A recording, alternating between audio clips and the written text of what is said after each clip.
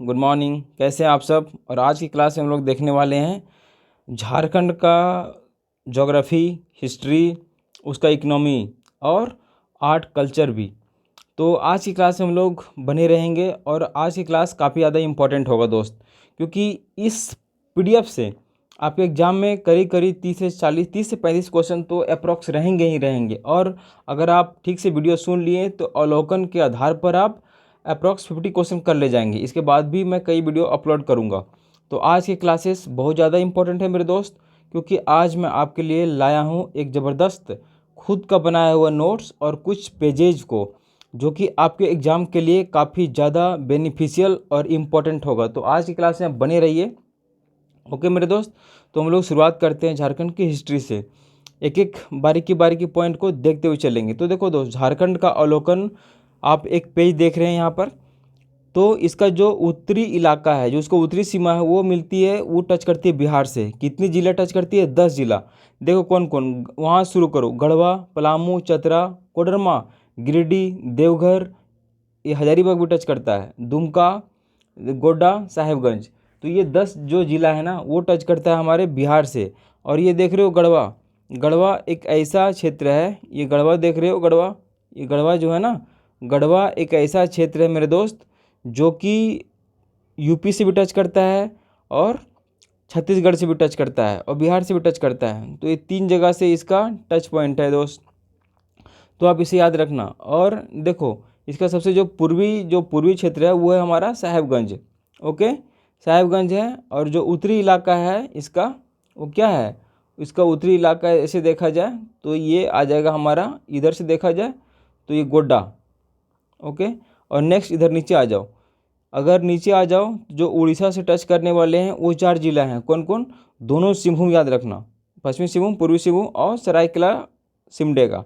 तो दोनों सिंहभूम और सरायकेला सिमडेगा सासा याद रहेगा आपको। बिल्कुल इसी प्रकार से पश्चिम बंगाल से जो पूरब का क्षेत्र है, वो पूरब में पश्चिम बंगाल, पश्चिम में छत्तीसगढ़ और उड़ीसा, उत्तर में कोडरमा और दक्षिण में उड़ीसा। ये 5 राज्य हमारे झारखंड से टच करते हैं। तो आप देख लो, ये 4 राज्य जो नीचे का है वो टच करता है, वो दोनों सिंहभूम, सरायकेला और सिमडेगा, ये टच करता है हमारा उड़ीसा से। देखो यहाँ कुछ मैपिंग किया गया है किस प्रकार से झारखंड का जो लोकेशन है। सबसे सबसे जो पश्चिमी जो जिला है वो है गढ़वा। ओके, तो इस प्रकार से देखो दोस्त, यूपी से यूपी से टच करता है, बिहार से भी टच करता है हमारा दक्षिण में, और सॉरी उत्तर में, दक्षिण में उड़ीसा है, पूरब में वेस्ट बंगाल है और पश्चिम में छत्तीसगढ़ है।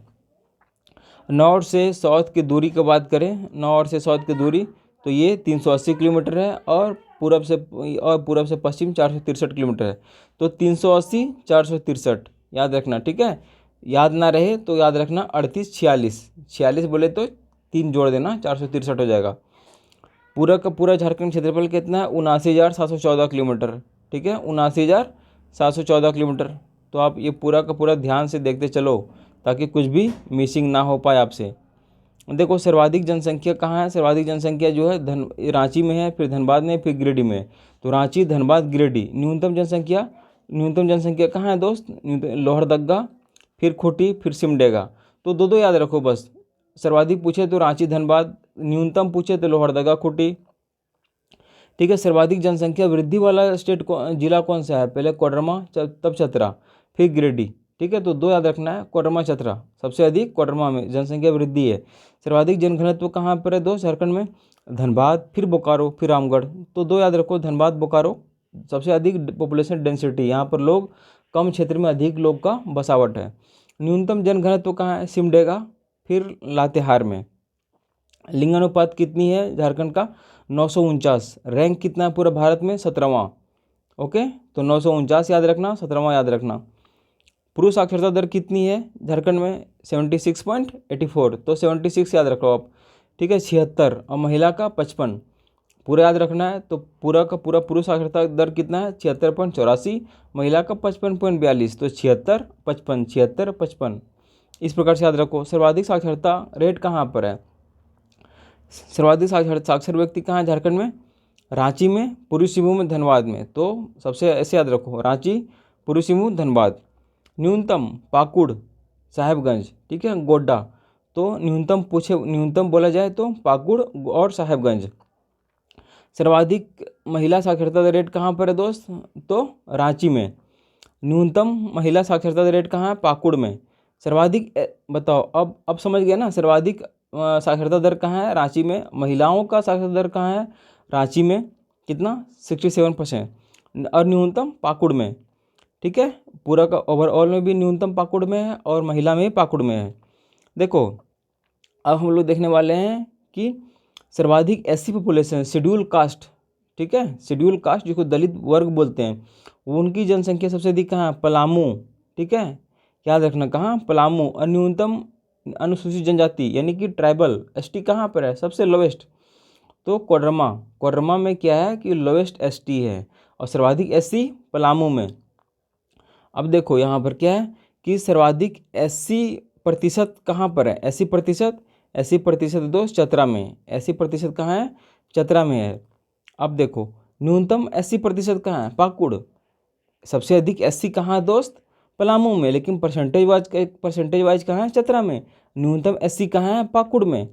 अब बताओ सर्वाधिक एसटी कहाँ है? प्रतिशत के अनुसार से बताओ, ठीक है। ये है खूंटी जिला, ठीक है। एसटी कहाँ है सर्वाधिक परसेंटेज वाइज? खूंटी में। और न्यूनतम एसटी कहाँ है? कोडरमा में। देखो सर्वाधिक अल्पसंख्यक पॉपुलेशन कहाँ पर है? सर्वाधिक पॉपुलेशन परसेंटेज वाइज कहाँ है? सिमडेगा। सर्वाधिक अल्पसंख्यक कहाँ है परसेंटेज वाइज में? सिमडेगा में। और न्यूनतम अल्पसंख्यक कहाँ है? सरायकेला में। ओके, तो सर्वाधिक अल्पसंख्यक बोले तो सिमडेगा, ठीक है, और न्यूनतम बोले तो सरायकेला। याद रहेगा ना? एक एक याद रखना आप लोग, 2-3 क्वेश्चन यहाँ से आने का पूरा संभावना है। सर्वाधिक ओबीसी कहाँ है? देवघर, सॉरी गिरिडीह, फिर देवघर में। ओबीसी बोले तो अदर बैकवर्ड कास्ट, ये कहाँ है? गिरिडीह में। और देखो दो ही याद रखो बस, गिरिडीह देवघर, गिरिडीह मेन याद रखो आप। झारखंड की कुल जनजातीय प्रतिशत देखो किसकी कितनी रैंकिंग है। सबसे अधिक जनसंख्या किसका है? संथालों का, फिर उरांव का, फिर मुंडा का, फिर हो का। तो 3 तो याद रखो आप अप्रोक्स। सबसे अधिक आबादी किस जनजाति की है? तो संथाल, फिर उरांव, फिर मुंडा। संथाल, उरांव, मुंडा, SUM, ठीक है, SUM। तो देखो संथाल का कितना? 34%, उरांव का 19.6 और मुंडा का 14.8, बाकी हो का 10.5 और मालपाड़िया का 1.56। तो आपको देखना है 3, संथाल, उरांव, मुंडा। कितना? 34, 19, 14। याद रहेगा? संथाल, उरांव, मुंडा 34, 19, 14। नेक्स्ट आ जाओ दोस्त, क्या करना है? न्यूनतम नगरीय जनसंख्या कहाँ है? गोड्डा का है। कितना? 4%। फिर गढ़वा का है 5.27%। तो याद रखना है सबसे न्यूनतम किसका है? गोड्डा का, फिर गढ़वा का। सर्वाधिक एसटी प्रतिशत कहाँ पर है? अभी देखा हम लोगों ने खूंटी में। न्यूनतम ओबीसी कहाँ है? खूंटी में। क्यों? खूंटी में एसटी पॉपुलेशन अधिक है, तो ओबीसी जनरल सी बात है कम हो जाएगा।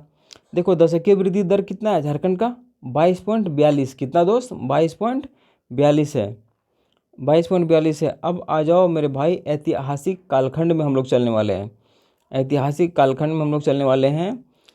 देखो अब इतिहास की बातों को हम लोग पूरा गौर से देखते हुए चलेंगे, ठीक है।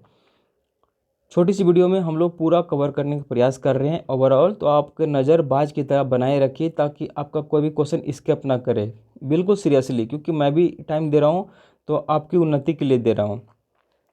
ऐतिहासिक कालखंड देखो, लौ युग माना जाता है असुर और बिरजिया के काल को, ठीक है। जब असुर और बिरजिया थे तो लौ युग माना जाता है। सीतागढ़ बाढ़ कहाँ है? हजारीबाग में। माता सीता को याद रखना, हजारीबाग, हजारों का बाग। दूध पानी कहाँ है? हजारीबाग में, यहाँ शिवलिंग मिला है। ओके। पलामू किला कहाँ है? लातेहार में। पलामू मतलब पलामू नहीं, लातेहार याद रखना।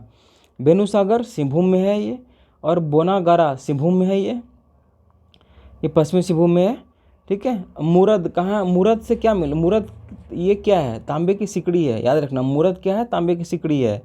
लूपगढ़ी क्या है? ये कब्र का है। लूपगढ़ी क्या है दोस्त?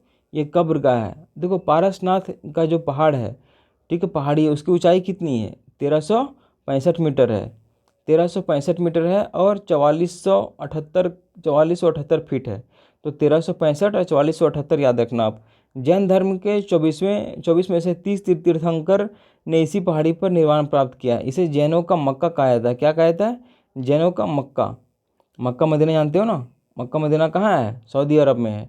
ये इस्लाम का केंद्र माना जाता है, धार्मिक केंद्र, इसी प्रकार से माना जाता है जैनियों के लिए। यहाँ पर जैनों का मक्का कहा जाता है इसे। देखो मानभूम धनबाद में एक सांस्कृतिक केंद्र है, तो मानभूम कहाँ है? धनबाद में। हनुमान गांव कहाँ है? हनुमान जी सबसे प्रिय भगवान इस धरती पर।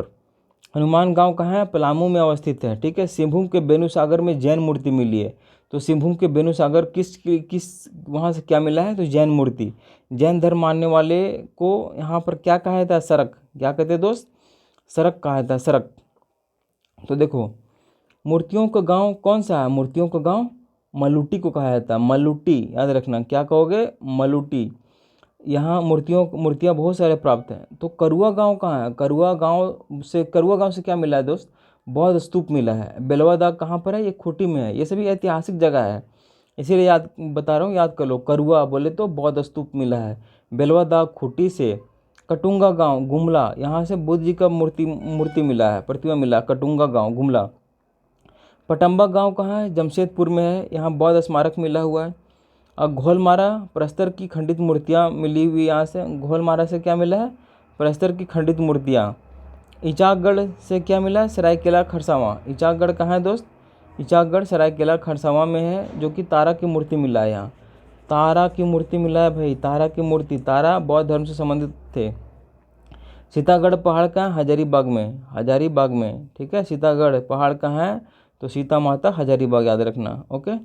एक एक क्वेश्चन पर ध्यान रखो आप, ताकि क्वेश्चन स्किप ना कर पाए और आप एग्जाम में अव्वल परफॉर्म कर पाएँ। कौटिल्य के अर्थशास्त्र में झारखंड को क्या कहा गया? बताओ। कुक्कुट। चंद्रगुप्त द्वारा आट्विक नामक पदाधिकारी की नियुक्ति किया गया था। किसे किया गया था? झारखंड में आट्विक। इंद्रनायक की नदियों से हीरे प्राप्त होने का साक्ष्य मिला है। ठीक है। अशोक के 13वें शिलालेख में पड़ोसी राज्यों की चर्चा की गई है। चर्चा मिलती है कि पड़ोसी राज्यों की चर्चा किसे मिलती है? 13वें शिलालेख में। बौद्ध धर्म के प्रचार हेतु रक्षित नामक अधिकारी को भेजा गया था। किस अधिकारी को? रक्षित नामक अधिकारी को। अब आ जाओ मौर्योत्तर काल में। देखो सिंहभूम से रोमन काल के सिक्के प्राप्त मिले हैं। क्या मिले दोस्त? सिंहभूम से रोमन काल के सिक्के प्राप्त मिले हैं। चाईबासा से इंडो सिथियन के सिक्के प्राप्त मिले हैं। क्या मिले हैं? चाईबासा से इंडो सिथियन के सिक्के। रांची से कुषाण कालीन सिक्के। रांची से कुषाण कालीन सिक्के। कुषाण कनिष्क इसके सबसे ताकतवर किंग थे। तो कनिष्क इसके सबसे ताकतवर किंग थे कुषाण वंश का, समझे? तो इंडो सिथियन सिक्का बोले तो चाईबासा। रोमन काल के सिक्के सिंहभूम, याद रहेगा ना। रोमन काल के सिक्के सिंहभूम, इंडो सिथियन चाईबासा। कुषाण कालीन सिक्के रांची। रांची तो घूमते ही सब लोग। गुप्त काल बताओ। अब गुप्त काल में आ जाओ। गुप्त काल को स्वर्ण युग कहा जाता है। हजारीबाग के मदोही पहाड़ से गुप्त काल के पत्थरों को काट कर निर्मित मंदिर को साक्ष्य मिला है। तो मदोही पहाड़ कहाँ है दोस्त? हजारीबाग में है। देखो समुद्रगुप्त भारत का नेपोलियन कहा जाता है इसे। नेपोलियन क्यों? नेपोलियन यूरोप का था, पूरा दुनिया पर उसका कब्जा था, यूरोप में मेनली था, तो इसे भारत का नेपोलियन कहा जाता है। इलाहाबाद में इसका प्रयाग प्रशस्ति से इसका साक्ष्य मिला। हरिसेन आर्टविक प्रदेश का हिस्सा था वो। इलाहाबाद प्रशस्ति से मिला है। ठीक है। इसके शासनकाल में छोटा नागपुर को क्या कहा गया? मुरुंड। तो समुद्रगुप्त के काल में झारखंड को क्या कहा गया दोस्त? मुरुंड। मुरुंड याद रहेगा ना, मुरुंड मुरुंड। ठीक है। फाहियान, देखो फाहियान 405 बीसी में आया था। झारखंड को कुकुटलाड नाम से संबोधित किया। ये क्या बोला है? झारखंड फाहियान आया चीनी से, उस चीनी को ज़्यादा समझ में नहीं आया, नाम रख दिया कुकुटलाड। ठीक है। अब आ जाओ गुप्तकालीन पुरातात्विक अवशेष। गुप्त काल में भारत का स्वर्ण युग कहा जाता है इसे। मदोही पहाड़ कहाँ? हजारीबाग में, याद रखना सब गुप्तकालीन स्थल है। सतगांव कोडरमा में। पिठोरिया रांची में। ठीक है, याद रहेगा ना। मदोही, हजारीबाग, सतगांव, कोडरमा, पिठोरिया, रांची। शशांक बंगाल शासक, झारखंड उड़ीसा बंगाल तक पहुंच गया था शशांक। शशांक बहुत ही ताकतवर किंग था, समझ रहे हो आप? हाँ। तो अब आ जाओ दो शशांक। देखो शशांक ने बौद्ध धर्म को केंद्रों को नष्ट कर दिया था। शशांक जो था वो हिंदू धर्म को मानने वाला था, शिव जी को मानता था वो, और वो बौद्ध केंद्रों को नष्ट कर दिया था। 13वीं सदी में जय सिंह ने स्वयं झारखंड का शासक घोषित कर दिया। तो याद रखना किसने झारखंड का स्वयं शासक घोषित कर दिया था? तो याद रखना जय सिंह। ठीक है। पूर्व मध्यकाल में आ जाओ झारखंड में। देखा कौन कौन सा मंदिर कहाँ बना है, इसका ये देख लो आप। हापा मुनि मंदिर कहाँ है दोस्त? गुमला में।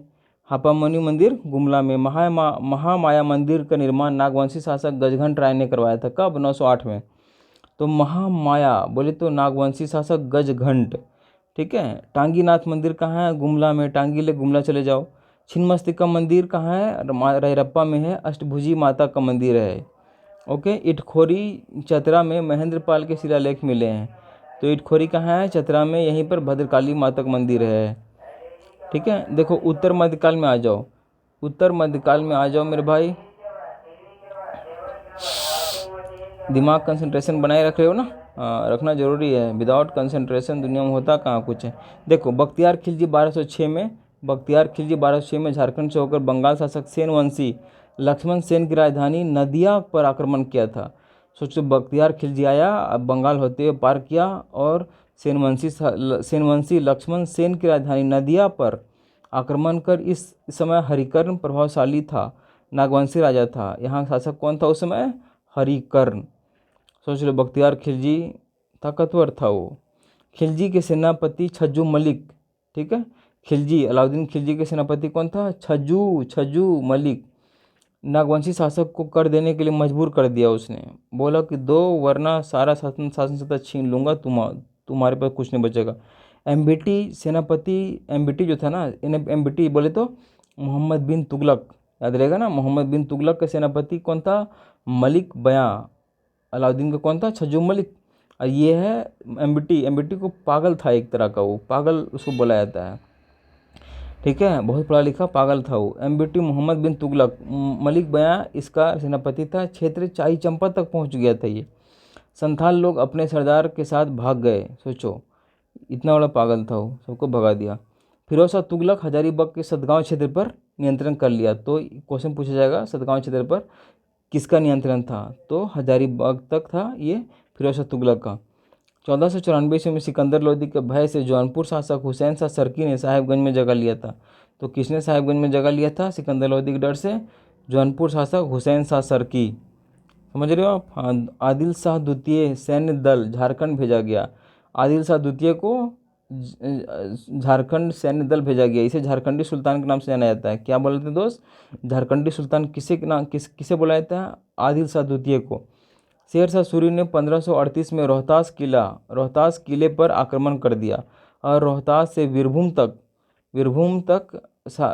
तक शासन किया इसने। लगभग 35 वर्षों तक राजमहल क्षेत्र पर शेर शाह व उनके वंशजों का अधिकार रहा। हुमायूं 1530 से 40 के दौरान भुरकुंडा तक पहुंच गया। भुरकुंडा कहाँ है? रामगढ़ के क्षेत्र में है। यहाँ ग्लास फैक्ट्री है, याद रखना। अकबर 1575 में जुनैद का रानी तथा मुगलों के बीच युद्ध हुआ। अकबर के साथ 1575 में जुनैद कर रानी के साथ मुगलों के बीच युद्ध हुआ, जिसमें मुगलों की जीत हुई। मुगल बहुत ताकतवर थे, गोला बारूद सब रखे हुए थे। ठीक है। हाँ। और जगह जगह इस्लाम का नारा भी लगाते थे, तो उनके साथ इस्लामी शक्तियाँ भी थी। देखो पलामू का चेरो वंश, आ जाओ। क्या बोले दोस्त? पलामू का चेरो वंश। 1589 में मान सिंह को अकबर ने बिहार झारखंड का सूबेदार नियुक्त कर दिया। बिहार और झारखंड का सूबेदार नियुक्त कर दिया अकबर ने मान सिंह को। 1590 में पलामू के चेरो राजा भगवत राय को पराजित कर मुगलों को कर देने पर मजबूर कर दिया। भगवत बिहार गया। समझ रहे हो? हाँ। 1592 में मान सिंह ने राजमहल में साहिबगंज की अपनी राजधानी को बनाया था। राजमहल में साहिबगंज को अपनी राजधानी बनाया था मान सिंह। सोच लो, मान सिंह झारखंड में मान बढ़ा रहा अपना। तुजुक के जहांगीर से छोटा नागपुर क्षेत्र पर सोने की प्राप्ति होने का उल्लेख मिला है। तो छोटा नागपुर में सोने की प्राप्ति होने का उल्लेख कहाँ से मिलता है? तुजुक ए जहांगीरी। जहांगीर ने 1615 ईस्वी में इब्राहिम खां को बिहार का सूबेदार नियुक्त किया था। तो जहांगीर ने इब्राहिम खां को कहाँ का सूबेदार नियुक्त किया दोस्त? बिहार का। ठीक है। हीरो के खान शंख नदी को अपने कब्जे में कर लिया जहांगीर सोचो, जहांगीर भी कम बदमाश नहीं था, अपने कब्जे में कर लिया। जहांगीर ने दुर्जन साल को हीरे की पहचान के लिए शाह की पदवी दी। तो सोचो दुर्जन साल को पकड़ लिया और पकड़ने के बाद इसे काम दिया और इसने हीरे की पहचान किया दुर्जन साल ने, तो 6000 वार्षिक कर देना स्वीकार किया। समझ रहे हो? दुर्जन साल ने हीरे की पहचान के लिए जाना जाता है और शाह की पदवी भी दिया गया था और 6,000 रुपये वार्षिक कर देना स्वीकार किया ही किसको, जहांगीर को। छोटा नागपुर खास का नागवंश 1627 ईस्वी में दुर्जन साल कोकरा आया था और 1640 ईस्वी तक शासन किया था। दुर्जन साल अपनी राजधानी कहाँ ले गया दोस्त, द्वैसा में। तो याद रखना, दुर्जन साल बोले तो दा से दुर्जन, दा से द्वैसा ले गया। पहले इसकी राजधानी कहाँ था, कोकरा में था। पहले इसकी राजधानी कहाँ था, कोकरा में था। औरंगजेब के शासनकाल में मुगलों ने बंगाल की राजधानी को राजमहल से परिवर्तित करके ढाका कर दिया। तो ये वेरी इंपॉर्टेंट। तो मुगलों ने औरंगजेब के शासनकाल में राजमहल से परिवर्तित करके कहाँ ले गया, ढाका ले गया। ढाका कहाँ पड़ता है, ढाका अभी वर्तमान में बांग्लादेश में है। छोटा नागपुर नागवंश रघुनाथ शाह देखो 1640 से 90 तक शासन किया और राम शाह 1690 से लेकर 1715 तक शासन किया। तो छोटा नागपुर नागवंश देखते हैं। रघुनाथ शाह के शासनकाल में लक्ष्मी नारायण ने मदन मोहन मंदिर बड़ैया रांची का निर्माण करवाया।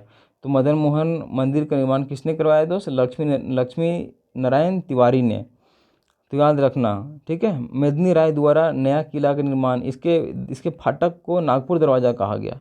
तो मेदिनी राय ने जिस किला का निर्माण करवाया ना, इसके फाटक को क्या कहा गया, नागपुर का दरवाज़ा। पलामू का चेरो वंश में आ जाओ। पलामू का चेरो वंश, मेदिनी राय 1658 से लेकर 74 तक रहा था। औरंगजेब के समकालीन था ये मेदिनी राय। मेदिनी राय औरंगजेब से बिल्कुल नहीं डरता था, ठीक है। उसका मानना था कि अंत हो तो लड़ाई के साथ होगा, हार स्वीकार नहीं करना है, ठीक है। मेदिनी राय सर्वाधिक शक्तिशाली शासक था। मुगलों को कर देने से इनकार कर दिया, बोला जो होगा देख लेंगे, पैसा नहीं देंगे। समीपवर्ती मुगलों राज्यों पर अटैक कर दिया उसने। मेदिनी राय द्वारा औरंगजेब के प्रस्ताव को ठुकरा दिया और औरंगजेब नदी के समीप दोनों पक्ष युद्ध शुरू हुआ। मेदिनी हालांकि कमज़ोर था सेना के दृष्टिकोण से, लेकिन हिम्मत बिल्कुल शेर की तरह था उसमें। मेदिनी राय को एक न्यासी राजा की संज्ञा दिया गया, ठीक है, पीछे मुड़ के भागने वाला नहीं था वो। तो मेरे दोस्त 1670 में दलेल सिंह ने अपनी राजधानी बादाम से हटाकर रामगढ़ स्थापित कर दिया। दलेल सिंह के बारे में देख लो। 1670 में दलेल सिंह ने अपनी राजधानी बादाम से हटाकर रामगढ़ स्थापित कर दिया, समझ रहे हो आप। हाँ, तो रामगढ़ ले गया दोस्त मेरे भाई। झारखंड में धनबाद एकमात्र ऐसा क्षेत्र था जो मुस्लिम आक्रमण से बचा रहा। समझ लो, धनबाद जो है ना आबादी रहा, उसको कभी बर्बाद नहीं हुआ, उसे मुस्लिम चढ़ाई नहीं किया, समझ रहे हो। इसीलिए धनबाद में लोग जो है ना गैंग्स ऑफ वासेपुर जैसा अपने अपने तेवर को रखते हैं।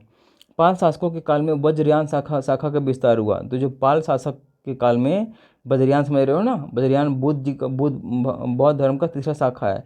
हीनयान, महायान, वज्रयान। वज्रयान में क्या हुआ कि जादू टोना टोटके का विकास हो गया, तंत्र मंत्र का विकास हो गया, ठीक है। महिलाओं इसमें अधिक प्रवेश किया। तो देखना दोस्त, वज्रयान शाखा का विस्तार हुआ। इल्तुतमिश और बलबन के समय शक्तिशाली नागवंशी शासक हरिकर्ण था। इल्तुतमिश और बलबन के समय झारखंड का शक्तिशाली शासक कौन था, हरिकर्ण। वो कर्ण महाभारत वाला कर्ण नहीं है।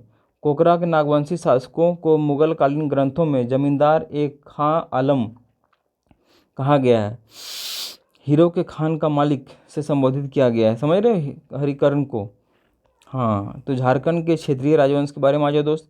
देखो रीसा मुंडा, ये जो रीसा मुंडा है ना, ये जो रीसा मुंडा भी बहुत काम का चीज़ है। रीसा मुंडा को सर्वप्रथम झारखंड में राज्य के निर्माण की प्रक्रिया का प्रारंभ इसी ने किया था, ऐसा माना जाता है। तो रीसा मुंडा ने सुतिया पाहन को मुंडाओं का शासक नियुक्त किया था। सुतिया पाहन को मुंडाओं का शासक नियुक्त किया था। सुतिया।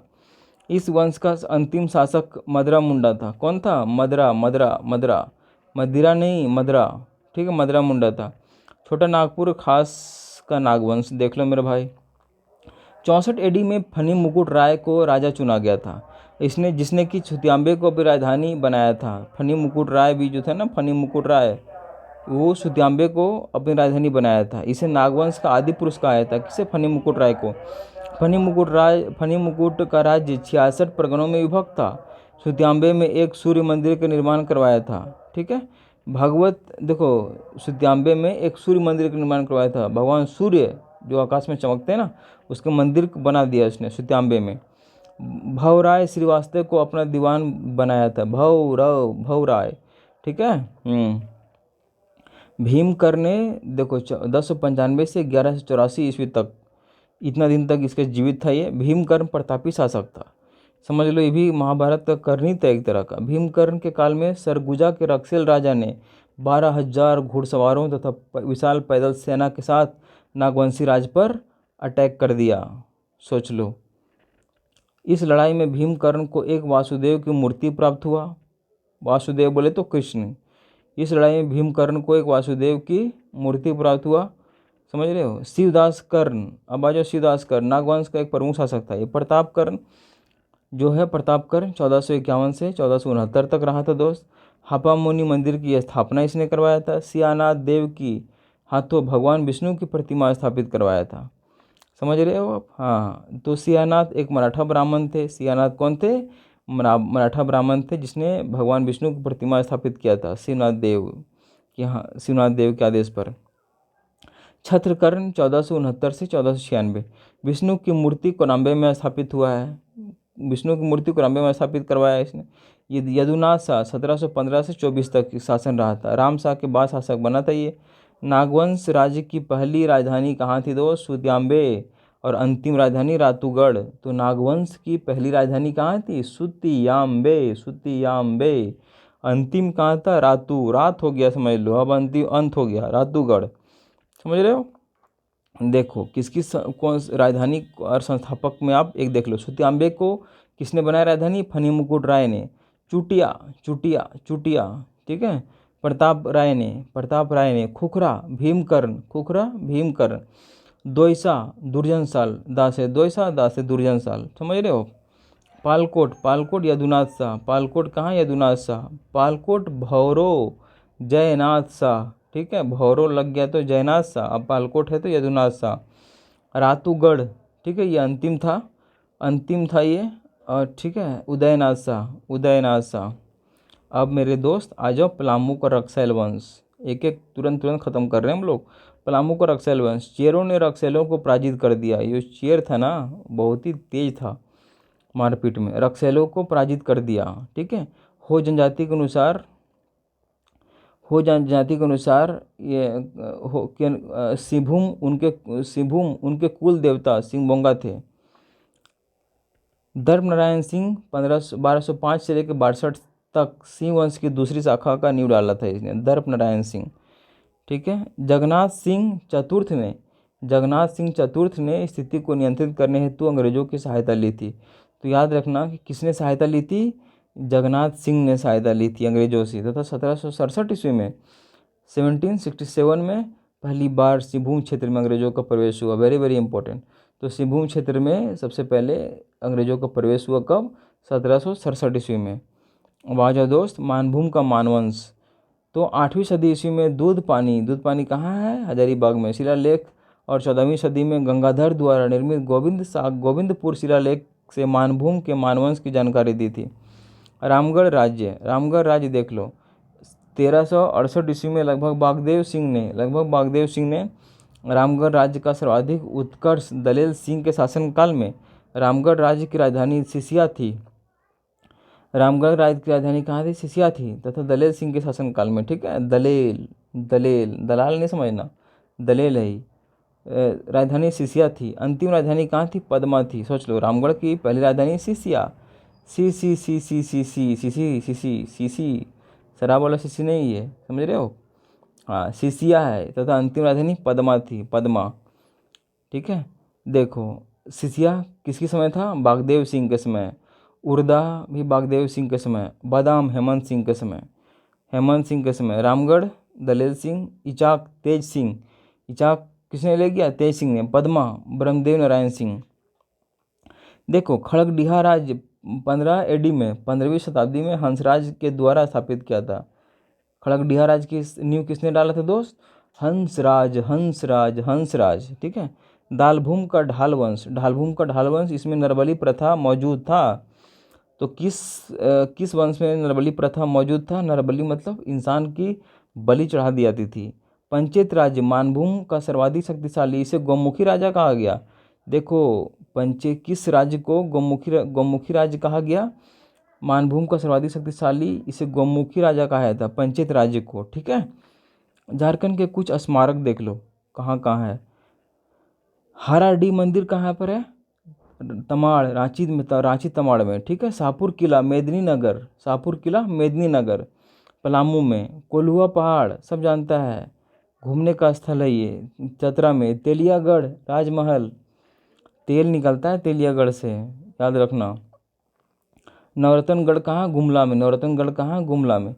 अब देखो कुछ पुराने स्थान एवं स्मारक, ठीक है मेरे भाई। झारखंड में अंग्रेजों का प्रवेश देख लिया हम लोग। 1767 में पहली बार सिंहभूम से प्रवेश किया था। 1760 में ईस्ट इंडिया कंपनी ने मिदनापुर क्षेत्र पर अधिकार कर लिया। तो कहाँ पर अधिकार किया? सबसे पहले ईस्ट इंडिया कंपनी ने, अंग्रेजों ने मिदनापुर में। मिदनापुर कहाँ पड़ता है? बंगाल में। उसमें बंगाल झारखंड का हिस्सा, झारखंड जो है ना बंगाल का हिस्सा था। 22 मार्च 1767 को अंग्रेजों ने घाटशिला के महल पर कब्जा कर लिया।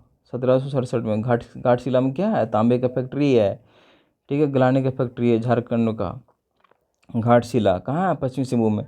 अंग्रेजों ने जगन्नाथ ढाल के स्थान पर नीमू ढाल को ढालभूम का राजा घोषित कर दिया। ढालभूम का राजा घोषित कर दिया। अब आ जाओ कोल्हान। सरायकेला राज्य की स्थापना किसने किया? विक्रम सिंह ने। विक्रम बजरंगी हनुमान जी कहा जाता है ना, तो याद रखना। सरायकेला राज्य की स्थापना विक्रम सिंह के द्वारा की गई थी। 1793 ईस्वी में सरायकेला तथा खरसावां के साथ अंग्रेजों ने एक संधि की थी। खरसावां के साथ एक संधि की थी मेरे प्यारे भाइयों। और 1820 में कोल्हान क्षेत्र मेजर रफसेज के कोल्हान में प्रवेश के बाद, मेजर रफसेज यहाँ का ब्रिटिश अधिकारी था। सरायकेला रियासत की स्थापना किसने किया दोस्त? विक्रम सिंह ने की थी, याद रखना। अब आ जाओ पलामू। क्या दोस्त? पलामू, मामू नहीं, पलामू। छोटा नागपुर खास क्षेत्र, दर्प नारायण सिंह यहाँ का राजा था। हजारीबाग 1771 में, हजारीबाग के राजा रामगढ़ राज्य का शासक कौन था? मुकुंद बाबू थे, मुकुंद सिंह। हजारीबाग के शासक कौन थे 1771 में? मुकुंद सिंह। देखो मानभूम धनबाद में पड़ता है। 1783 से लेकर 84 में मेजर रफसेज क्राफर्ड ने झालदा यहीं पर है। मेजर क्राफर्ड ने झालदा पर उसका शासन था। संथाल परगना जंगल तराई 1592 से लेकर 1660 तक बंगाल की राजधानी रहा है संथाल परगना, ठीक है।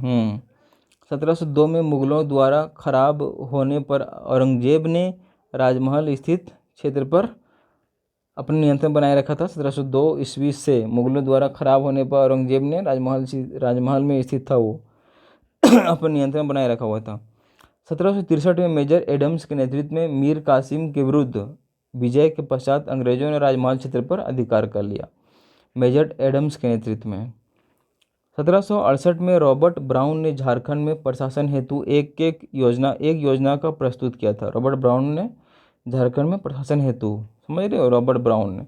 देखो दोस्त, अब आ जाते हैं हम लोग वेरी वेरी इंपॉर्टेंट, जहाँ इंपॉर्टेंट होगा मैं खुद हाईलाइट करूँगा। झारखंड में जनजातीय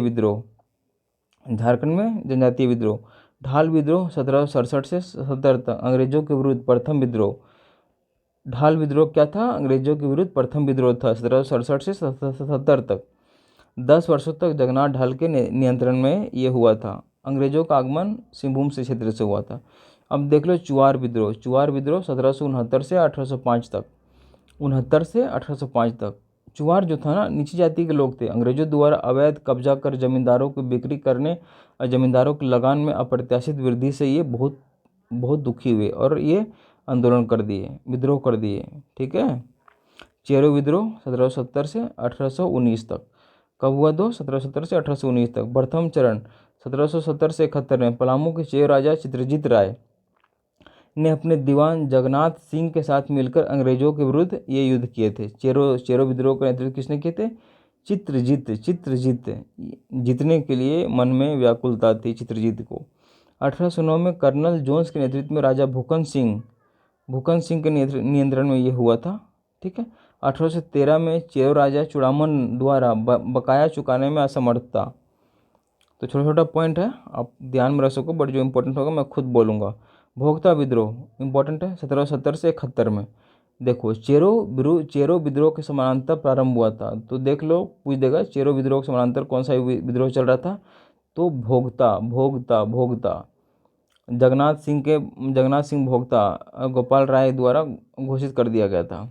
नेतृत्व करता था ये जगन्नाथ सिंह, समझ रहे हो। भोक्ता विद्रोह जगन्नाथ सिंह। घटवाल विद्रोह इम्पोर्टेंट है, सभी इम्पोर्टेंट है जितना विद्रोह। घटवाल विद्रोह 1772 से 73 में रामगढ़ के घटवालों द्वारा अंग्रेजों ने ठाकुर तेज सिंह को रामगढ़ का शासक घोषित कर दिया। अंग्रेजों ने ठाकुर तेज सिंह को रामगढ़ का शासक घोषित कर दिया और तेज सिंह खूब तेज बनने लगा। सुरक्षा की गारंटी किसने दिया? कैप्टन क्राफर्ड अंग्रेज अधिकारी ने। पहाड़िया विद्रोह, ठीक है, 1772 से 82 तक, 72 से 82 तक। माल पहाड़िया, शौर्या पहाड़िया और कुमार पहाड़िया 3 पहाड़िया होते हैं। 1781-82 में महेशपुर की रानी सर्वेश्वरी के नेतृत्व में ये दामिन इको क्षेत्र संथाल परगना में दामिन इको पड़ता है। तो इसके सर्वेश्वरी देवी के नेतृत्व में पहाड़िया विद्रोह हो गया। कब से कब तक? 1772 से 82 तक। अब आ जाओ दोस्त, तमाड़ विद्रोह। तमाड़ कहाँ है? रांची क्षेत्र में। मुंडा आदिवासियों ने अंग्रेजों के विरुद्ध बाहरी लोगों के प्राथमिकता को देखा और 6 चरण में चला। सबसे लंबा और सबसे बृहत्तम और सबसे खूनी विद्रोह था एक, समझ रहे हो। सबसे लंबा, सबसे बृहत्तम और सबसे खूनी विद्रोह था ये तमाड़ विद्रोह। तमाड़ विद्रोह 1783 से 85, देख लो, 83 से 85 तक, सॉरी। तमाड़ विद्रोह जो होता ना 1782 से 1821 तक चला। सबसे लंबा, सबसे खूनी, सबसे बृहत्तम। तिलका मांझी के बारे में देखो। फूट डालो की नीति का विरोध किया उसने। प्रमुख केंद्र कहाँ था? वनचरीजोर वर्तमान भागलपुर बिहार में पड़ता है। 13 जनवरी 1784 को अंग्रेज अधिकारी क्लीवलैंड की हत्या कर दी। आँख में तीर मार दिया उसने। बहुत तेज थे तिलका जी बहुत तेज थे, ठीक है। 1785 को बरगद के पेड़ पर फांसी दे दिया गया तिलका जी को पकड़ के। झारखंड स्वतंत्रता सेनानियों में शहीद होने वाले प्रथम आदिवासी थे। इसको आदि विद्रोही कहा जाता है, याद रखना एक पॉइंट। मुंडा विद्रोह कब हुआ? 1793 से 1832 तक। देखो, मुंडा विद्रोह का क्षेत्र हम लोग टाइम पीरियड देख रहे हैं, तो हम लोग मेनली देखेंगे दोस्त बिरसा मुंडा के जो विद्रोह था उसको बोला था उल गुलान। 1789 में विष्णु मान की तमाड़ क्षेत्र से थे ये, उनके नियंत्रण में ये विद्रोह हुआ, तमाड़ विद्रोह। देखो, हो विद्रोह कब से कब तक? 1820 से 21 तक। 1820 से 21 तक मुगलों द्वारा मराठों के प्रभाव स्थापित नहीं हो सका। मुगलों या मराठों का प्रभाव स्थापित नहीं हो सका। चाईबासा के निकट 1820 में रोरो नदी के किनारे, रोरो नदी कहाँ है? चाईबासा में है। अंग्रेजों व हो लोगों के विरुद्ध युद्ध मेजर रफसेज के नेतृत्व में हुआ। हो विद्रोह कब हुआ? 1820 से 21 में। कौन से उसमें अंग्रेज अधिकारी था? मेजर रफसेज। रोरो नदी के किनारे, याद रहेगा, एक पॉइंट याद रखना। कोल विद्रोह 1831-32 में हुआ। ये जनजातीय आंदोलन लगान अफीम की खेती व शोषण से लोग पीड़ित थे। आज लगान बढ़ गया, अफीम की खेती होने लगी, शोषण होने लगा। और दिकुओं, तो इस कोल विद्रोह में दिकुओं का विरोध होने लगा। दिकु मतलब बाहरी लोग, बोला बाहर के लोग हटाओ, मेरा शोषण किए जा रहा है ये लोग। भूमिज विद्रोह देख लो। भूमिज विद्रोह कब से कब तक दोस्त? 1832 से 33 में। लूटपाट के कारण चुवाड़ कहा जाता है इसको। भूमिज को क्या कहा जाता है? चुहाड़ नहीं, चुहाड़ तो नॉनसेंस बात होती है। चुवाड़ का गंगा नारायण के नेतृत्व किया गया है। गंगा नारायण जी भूमिज विद्रोह का नेतृत्व किए। कोल नेता बिंद्राम मानकी का भी समर्थन प्राप्त था। अब देखो दोस्त, important, very very important, Santhal विद्रोह, जिसको कार्ल मार्क्स ने ज़बरदस्त हाईलाइट किया है इस विद्रोह को। सिद्धू कानू चांद भैरव। कार्ल मार्क्स ने संथाल विद्रोह को भारत की प्रथम जनक्रांति की संज्ञा दी है। कार्ल मार्क्स समझ रहे हो ना? हाँ, पुनर्जागरण के दौर में कार्ल मार्क्स यूरोप में पैदा हुए थे, जर्मनी में, जिन्होंने वर्ल्ड हिस्ट्री में इनका बहुत बड़ा इनाम है। आज भी देख रहे हो, माओइस्ट, कम्युनिस्ट, जितना भी सब लोग प्रभावित हैं, सब मार्क्स से प्रभावित हैं। तो मार्क्स बहुत ग्रेट आदमी थे। तो मार्क्स ने संथाल विद्रोह को भारत की प्रथम जन क्रांति की संज्ञा दी। जन मतलब लोगों की क्रांति। भाई कितना दुख है, लोग क्या कर रहे हैं, समझ रहे हो। 30 जून 1855 को भोगनाडीह गांव में लगभग 400 से 6000 गांव से अधिक आदिवासियों एकत्रित हो गए सभा में और अपना देश अपना राज्य का नारा दिए। तो याद रखना, अपना देश अपना राज्य का नारा कब लगा? संथाल विद्रोह में लगा। चांद भैरव को बढ़ैत गांव में गोली मार दी गई। बताओ, दोनों भाई, चारों भाई में से 2 भाई को गोली मार दी गई, तो 2 भाई को कितना तकलीफ हुआ होगा। ठीक है, तो बढ़ैत में दोनों भाई को गोली मार दी गई। इस आंदोलन में कैप्टन अलेक्जेंडर, लेफ्टिनेंट थॉमसन और रीड ने महत्वपूर्ण भूमिका निभाई। यही तीनों इडियट लोग इस आंदोलन को दबा दिए, अलेक्जेंडर, लेफ्टिनेंट थॉमसन और रीड ने। ठीक है, हाँ, इस आंदोलन का प्रभाव देखो। पाकुड़ मार्टिलो टावर का निर्माण हुआ। 30 नवंबर 1856 को नॉन रेगुलेशन कानून भी पारित हो गया। समझ रहे हो, 30 नवंबर 1856 को कानून भी पारित हो गया। यूरोपीय मिशनरियों के अलावा किसी बाहरी को प्रवेश नहीं दिया जाएगा। समझ गया, झारखंड सेंसिटिव इलाका है और यहाँ आदिवासी तुरंत तीर कमान लेकर निकल जाएंगे भाई, इसीलिए यहाँ इन लोग को छेड़ना नहीं है। संथाल जिला का प्रथम जिलाधिकारी कौन था? एसली एडेन था। 1855 के एक्ट ने 1855 के एक्ट 37 दामिन इको के स्थापना की बात करता है। दामिन इको। देखो दोस्त, सरदारी विद्रोह, अब आ जाओ, कब से कब तक? 1858 से लेकर 1895 तक। मुल्की व मिल्की, मातृभूमि का जमीन का आंदोलन इसे कहा जाता है। 1831-32 में कोल विद्रोह हुआ था, हम लोग सब जानते हैं। तो सरदारी आंदोलन कब हुआ? 1858 से 1895 तक। 1857 में सिपाही विद्रोह हो चुका भारत में, तो अंग्रेज ऐसे ठंडा हो गए हैं। 40 वर्षों का आंदोलन चला था ये। बिचौलियों द्वारा गैर कानूनी ढंग से किराए में वृद्धि कर दिया गया था, तो याद रहेगा ना। अब याद आते हैं सफाहोड़ आंदोलन।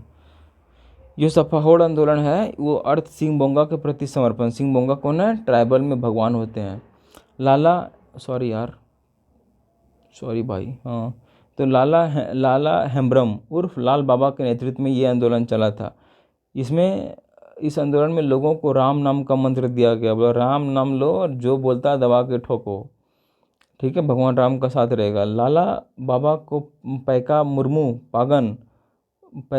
पागन मरांडी, रसिक लाल सोरेन तथा भूत सोरेन का सहयोग प्राप्त था।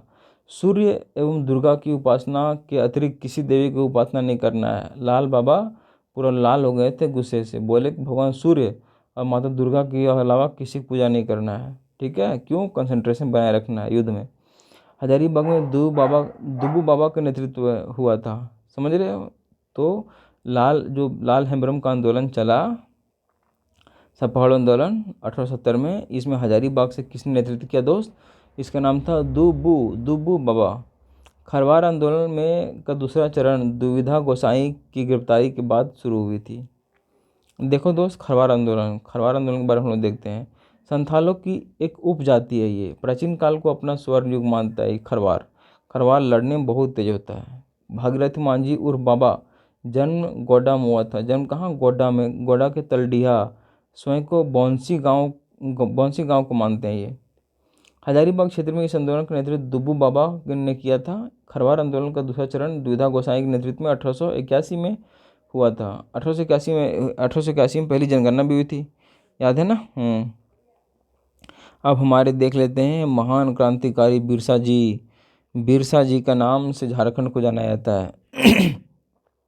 बिरसा मुंडा 1894 में बिरसा मुंडा, थोड़ा सा यहाँ देख लो, छोटा सा इम्पोर्टेंट चीज़ है। 1894 में CNT वन सुरक्षा कानून लागू होने से आदिवासियों के जीवन निर्वाह में संकट आ गया 1894 में। ठीक है, और 30 नवंबर 1897 को विक्टोरिया की हीरक जयंती के अवसर पर बिरसा जी को रिहा कर दिया गया। ठीक है, बिरसा जी को रिहा कर दिया गया। 24 दिसंबर 1899 को बिरसा जी द्वारा डुम्बारू बुरू में आयोजित एक सभा में अंग्रेजों के विरुद्ध विद्रोह करने का ऐलान कर दिए। डुम्बारू बुरू कहाँ है? इनके खुटी जो क्षेत्र है उनमें डुम्बारू बुरू से विद्रोह शुरू हो गया। तो अब समझ लो बिरसा मुंडा के बारे में। अब यहाँ देख लो, सुरेंद्रनाथ बनर्जी ने बंगाली नामक समाचार पत्र प्रमुख था। सुरेंद्रनाथ बनर्जी का पत्र क्या नाम था? बंगाली।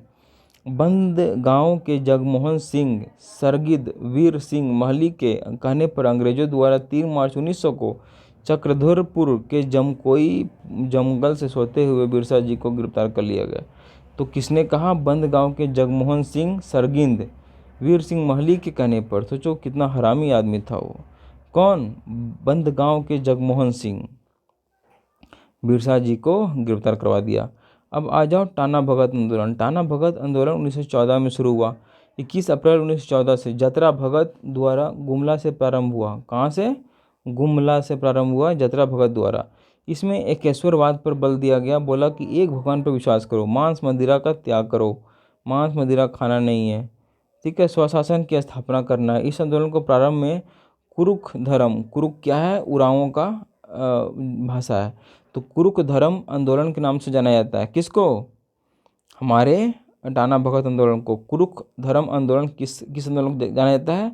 टाना भगत आंदोलन को। समझ रहे हो आप? उरांव जनजाति से ये बिलोंग करते थे। मांडर में इसका प्रमुख नेतृत्व किसने किया? शिबू भगत द्वारा, जिनमें से अपने अनुयायियों को मांस खाने की अनुमति दिया गया। सोच लो, शिबू जी तो अलग ही नौटंकी कर रहे हैं यहाँ।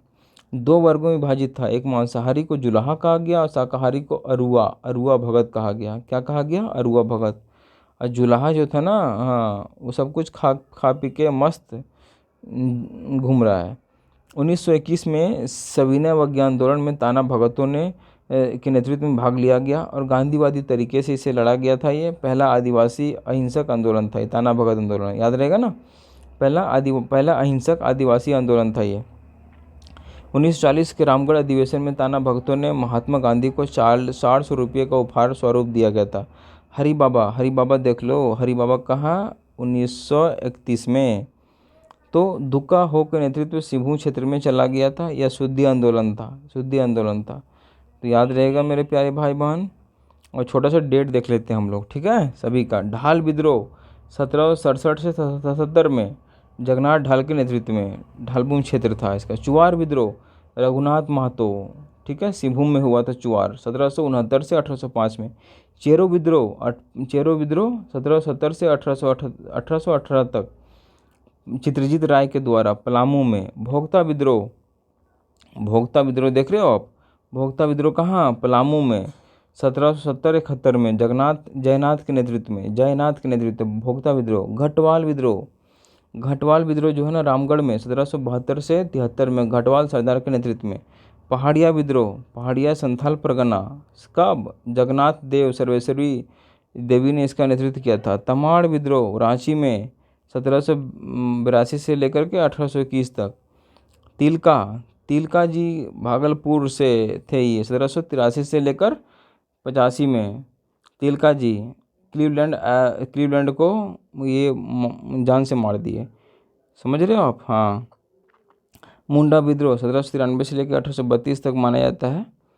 हो क्या है दोस्त? हो विद्रोह कोल्हान क्षेत्र में हुआ था, 1820-21 में पोटो सरदार के नेतृत्व में हुआ था। मेजर अफसेज उसमें अंग्रेज अधिकारी था। कोल विद्रोह 1831-32 में हुआ। भूमि विद्रोह बाड़भूम सिंहभूम में हुआ, गंगा नारायण के नेतृत्व में हुआ और विल किशन अंग्रेज अधिकारी थे। संथाल विद्रोह देख लो, संथाल विद्रोह 1855-56 में सिद्धू कान्हू के नेतृत्व में हुआ था।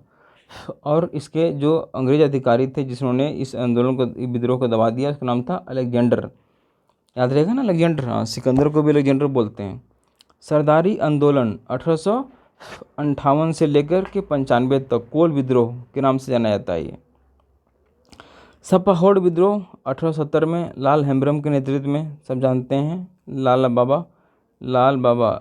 हेम्ब्रम, समझ रहे हो आप? हाँ।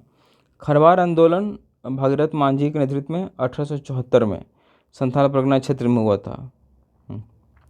ताना भगत 1914 में जतरा भगत कहा जाता है इनको। हरि बाबा सिंहभूम क्षेत्र में 1931 में हरि बाबा के नेतृत्व में हुआ था। समझ रहे हो? हाँ। झारखंड का राष्ट्रीय आंदोलन देखो दोस्त, अब नेशनल मूवमेंट चलेगा सीधा झारखंड में।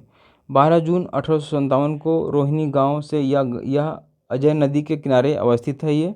12 जून 1857 को रोहिणी गांव में भी शुरू हो चुका विद्रोह। 32वीं रेजिमेंट द्वारा लेफ्टिनेंट नॉर्मन लेस्ली की हत्या कर दी गई। 32वीं रेजिमेंट ने क्या किया? नॉर्मन लेस्ली अधिकारी था अंग्रेज, उसे मार दिया। मुख्यालय कहाँ था इसका? भागलपुर था। मुख्यालय कहाँ था दोस्त? भागलपुर था। हजारीबाग में प्रारंभ, हजारीबाग का मुख्यालय कहाँ था? हजारीबाग में प्रारंभ। रामगढ़ का मुख्यालय रांची था उस समय। देखो, रांची में विश्वनाथ सहदेव मुक्त वाहिनी सेना का गठन किया। क्या किए दोस्त? विश्वनाथ सहदेव भी हीरो बनने लगे, मुक्त वाहिनी सेना का गठन किए ये, और उस हीरो तो थे ही वो। तो रांची से विश्वनाथ सहदेव आए, और गणपत राय सेनापति था, वह शेख भिखारी प्रमुख सैनिक थे। बाबू वीर कुंवर सिंह आरा वाले, उनका भी मार्गदर्शन प्राप्त था इनको। मुक्तवाहिनी सेना विश्वनाथ सहदेव ने बनाया। गणपत राय सेनापति थे, शेख भिखारी प्रमुख सैनिक थे।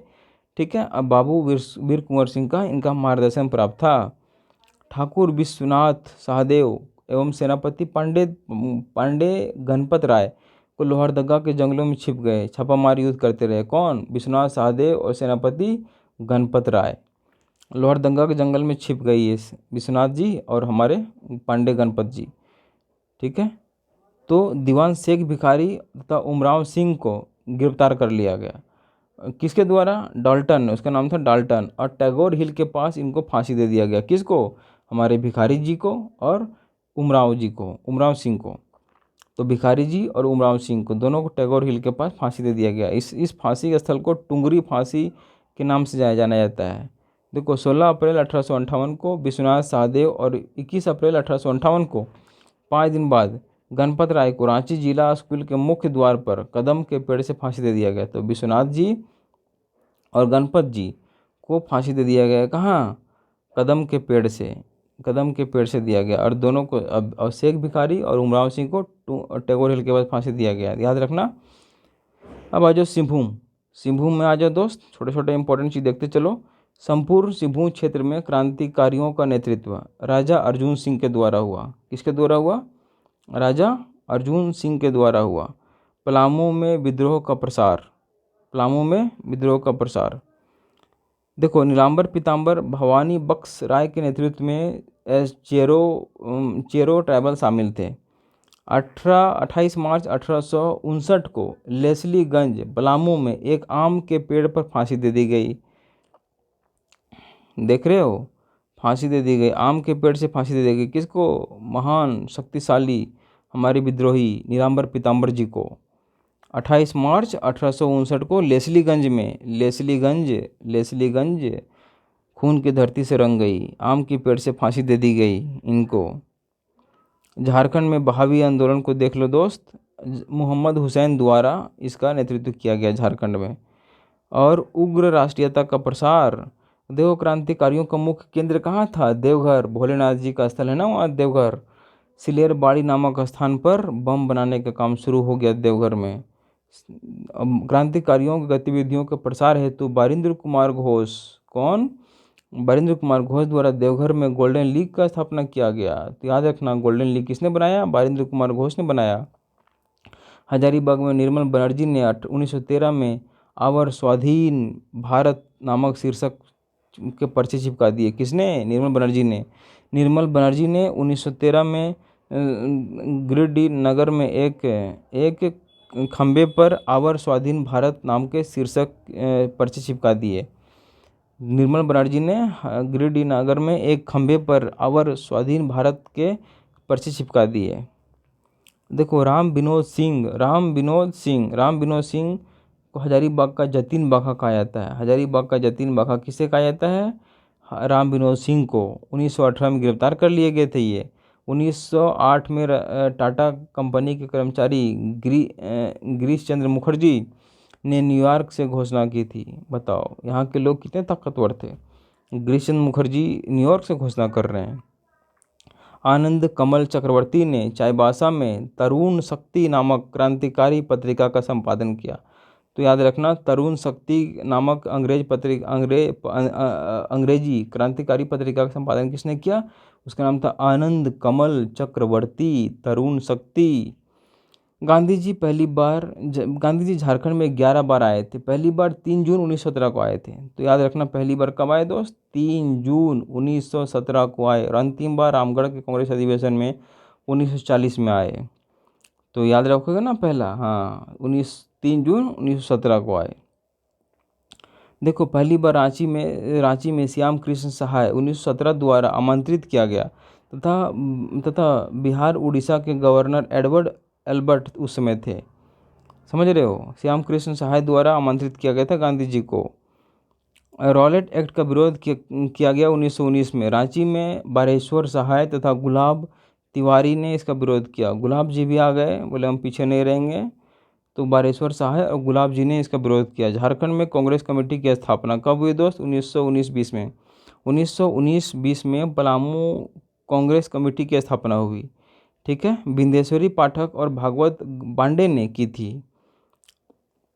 किसने किया? बिंदेश्वरी पाठक और भागवत पांडे ने। तो 1920 में रांची तथा हजारीबाग में कांग्रेस कमेटी की गठन किया गया। रांची 1920 में।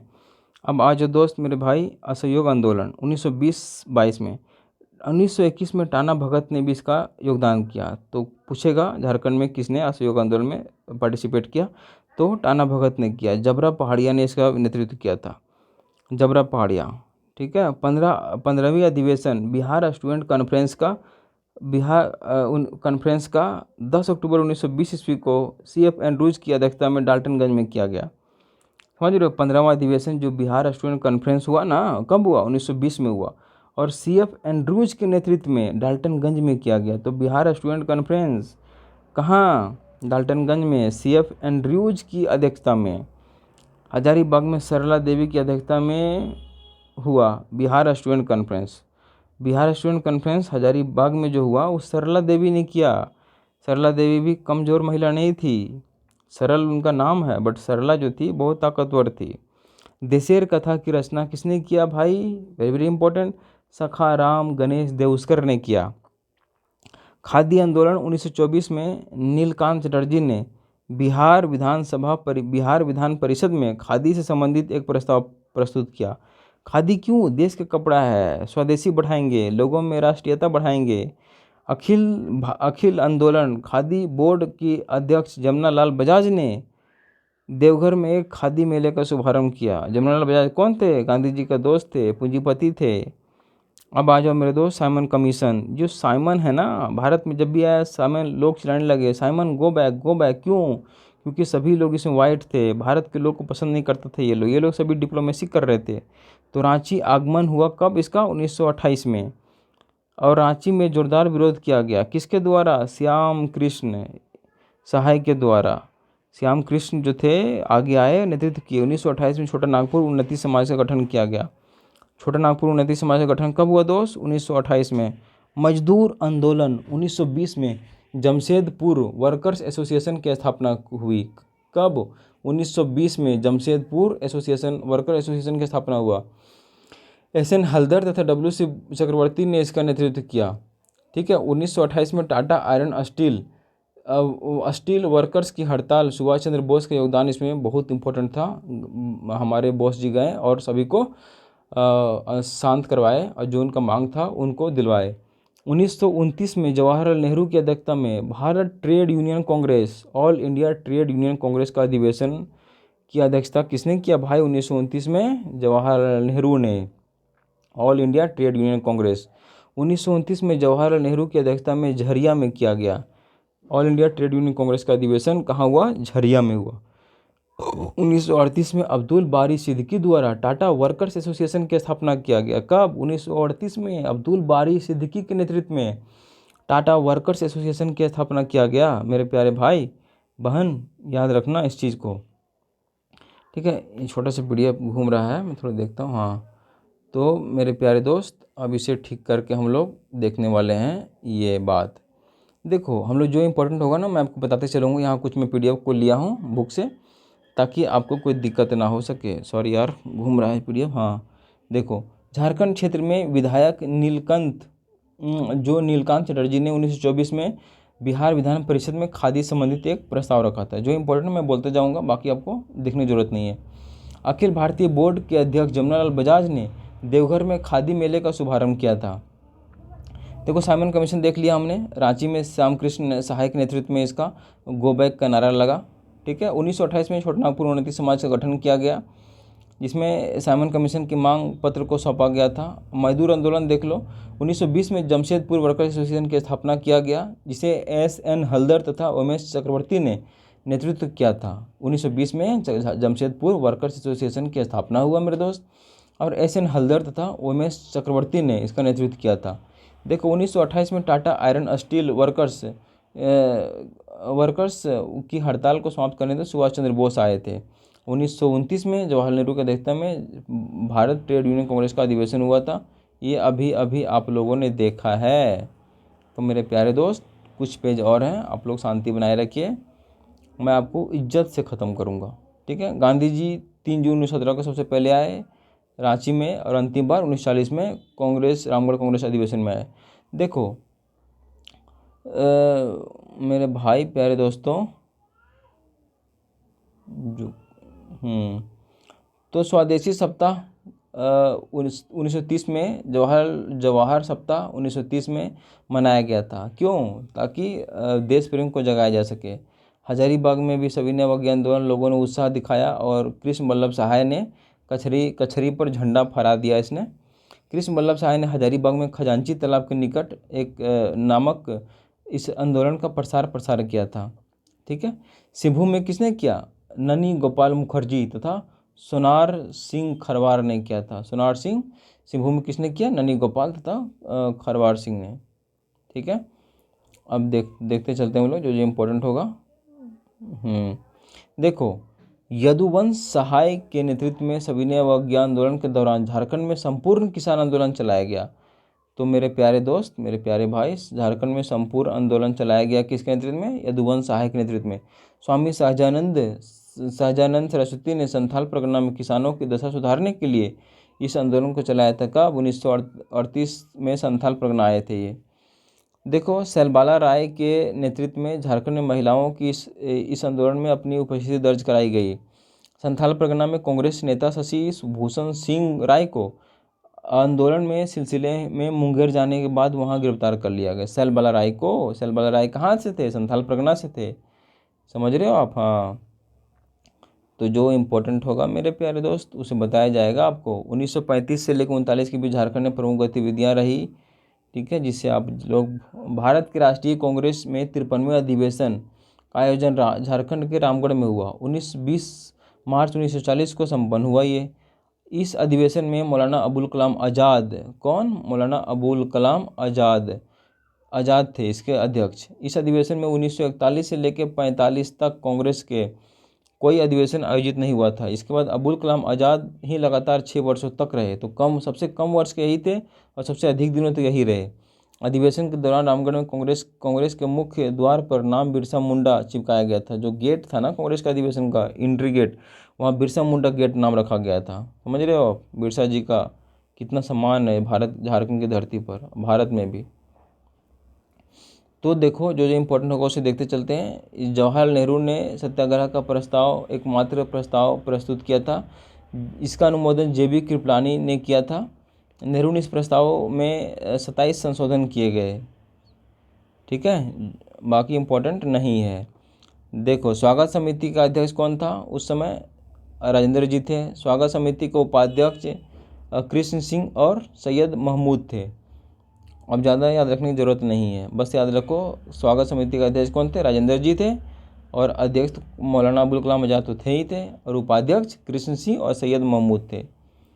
समझे मेरे दोस्त? हाँ, व्यक्तिगत आंदोलन जो था वो गांधी जी द्वारा अंतिम बार 1940 में चलाया गया था। व्यक्तिगत सत्याग्रह आंदोलन सब जानते हैं लोग, ठीक है। अब आ जाओ भारत छोड़ो आंदोलन। भारत छोड़ो आंदोलन जो था 8 अगस्त 1942 को बम्बई से अखिल भारतीय कांग्रेस कमेटी द्वारा बैठक में भारत छोड़ो प्रस्ताव पेश किया गया था। ये तो सब जानते हैं आप लोग, बहुत ही तेज आदमी हैं आप लोग, तेज स्टूडेंट हैं। रांची में 9 अगस्त 1942 को रांची हड़ताल रखा गया था। तो 10 अगस्त 1942 को रांची में 42 को नारायण चंद्र लाहिरी को रांची में गिरफ्तार कर लिया गया। तो 1942 का दौर भी भारत के लिए कितना खतरनाक था। और हजारीबाग में देखो, हजारीबाग में नेतृत्वकर्ता कौन थे 1942 का? राम नारायण सिंह को छोटा नागपुर केसरी कहा जाता है। और 11 अगस्त को हजारीबाग में सरस्वती देवी का भी नेतृत्व एक जुलूस निकाला गया। सरस्वती देवी भी कम नहीं थी। देखो, इसमें जयप्रकाश नारायण 9 नवंबर 1942 को हजारीबाग के सेंट्रल जेल से अपने 5 साथियों के साथ फरार हो गए। 5 साथी का नाम क्या था? शालिग्राम, गुलाब सोनार, रामानंद मिश्र, सूरज नारायण और योगेंद्र जी। क्या क्या नाम था? शालिग्राम, गुलाब सोनार, रामानंद मिश्र, सूरज नारायण और योगेंद्र शुक्ल जी। ये 5 थे। 5 दोस्त को लेकर फरार हो गए। कौन? जयप्रकाश जी बोले कि अब जंग में कूदना ही पड़ेगा, जेल में बंद नहीं रहेंगे हम लोग, चाहे जो हो जाए। देखो, जपला मजदूर संघ के सचिव कौन थे? मिथिलेश कुमार। मिथिलेश कुमार थे, इनके नेतृत्व में मजदूरों ने हड़ताल किया था। तो मेरे प्यारे भाई, जो इम्पोर्टेंट है वही पढ़ना है, बाकी नहीं पढ़ना है। देखो, जमशेदपुर में 60 सदस्यों की इनकलाबी सिपाही दल का गठन किया था। किसने किया था? रामानंद तिवारी ने। इनकलाबी सिपाही दल का नेतृत्व किसने किया दोस्त? गठन रामानंद तिवारी ने। तिवारी जी क्या क्या कर रहे हैं आप? तो देखो दोस्त, दुमका में जाम्बवती देवी तथा प्रेमा देवी के नेतृत्व में 19 अगस्त 1942 को विशाल जुलूस का आयोजन किया गया था। विशाल जुलूस का आयोजन किया गया था। तो ये इम्पोर्टेंट छोटा सा देख लो आप। देखो, महिला का नाम सरस्वती देवी, ये असहयोग आंदोलन में जेल गई और हजारीबाग से इनका नेतृत्व था। सैलबाला राय, ये सविनय अवज्ञा आंदोलन में संथाल परगना क्षेत्र से थे। ये महादेवी केजरीवाल, ये व्यक्तिगत सत्याग्रह 1940 में दुमका से थे। ये प्रेमा देवी जो थे भारत छोड़ो आंदोलन में थे। ये 14 अगस्त 1942 को जुलूस के नेतृत्व में गिरफ्तार किया गया था। प्रेमा देवी को भारत छोड़ो आंदोलन में ये बहुत सक्रिय थे। प्रेमा जी बोले प्रेम नहीं, आज नफरत बरसाऊंगी। ठीक है। बिरजी, ये जो बिरजी है ना, बिरजी देवी भारत छोड़ो आंदोलन में थे। ये 19 अगस्त 1942 को पुलिस ने गोली मार दी इनको। पलामू से इनका नेतृत्व था मेरे प्यारे भाइयों। तो देखो, जो इम्पोर्टेंट होगा देखते चलते। 1917 में मौलाना अबुल कलाम आज़ाद ने 1917 में रांची में अंजुमन इस्लामिया और मदर इस्लामिया की स्थापना किया था। कहाँ पर? रांची में। 1917 में मौलाना अबुल कलाम आज़ाद ने अलबिलाग प्रेस से बचकर अलबिलाग प्रेस को बेचकर उससे प्राप्त राशि को मदरसा में लगा दिया। तो कलाम जी भी पूरा ताकत लगाए हुए हैं। और गुलाब तिवारी ने झारखंड में इसका जालियांवाला बाग हत्याकांड का विरोध किसने किया था? झारखंड में गुलाब तिवारी ने किया था। कृष्ण बल्लभ सहाय जो थे, प्रांतीय लेजिस्लेटिव काउंसिल के प्रतिनिधि के रूप में चुना गया था इनको। राष्ट्रीय आंदोलन के नेतृत्व में 2 प्रमुख नेता विनोदानंद झा और तथा कृष्ण सहाय बिहार के मुख्यमंत्री को भारतीय स्वतंत्रता प्राप्ति के पश्चात बिहार के मुख्यमंत्री पद पर बैठने का अवसर मिला। किसको बता दो? एक तो विनोदानंद झा को और दूसरा कृष्ण वल्लभ सहाय को। समझ रहे हो? बिहार के 2 मुख्यमंत्री के रूप में भी शामिल हुए। मानभूम में झंडा बुलंद हुआ। 6 से 13 अप्रैल 1945 को राष्ट्रीय सप्ताह घोषित किया गया। तो मानभूम में कांग्रेस के नेता अतुल चंद्र घोष, कौन है दोस्त? अतुल चंद्र घोष को राष्ट्रीय सप्ताह के दौरान कांग्रेसी झंडा फहराने का आरोप लगाकर गिरफ्तार कर लिया गया। तो अतुल जी भी गिरफ्तार हो गए हमारे। समझ रहे हो आप? हाँ। तो झारखंड में देखो, तो झारखंड में ईसाइयों का प्रवेश। तो फादर रेवरेंड जो गौसनर कॉलेज द्वारा 2 नवंबर 1845 को ईसाई धर्म प्रचार हेतु इनको रांची दल में भेजा गया था। तो क्या नाम था इसका नाम था फादर रेवरेंड और एस गौसनर। तो गौसनर मिशन आया, जर्मनी से आया था इसने। और गौसनर मिशन के संस्थापक कौन था?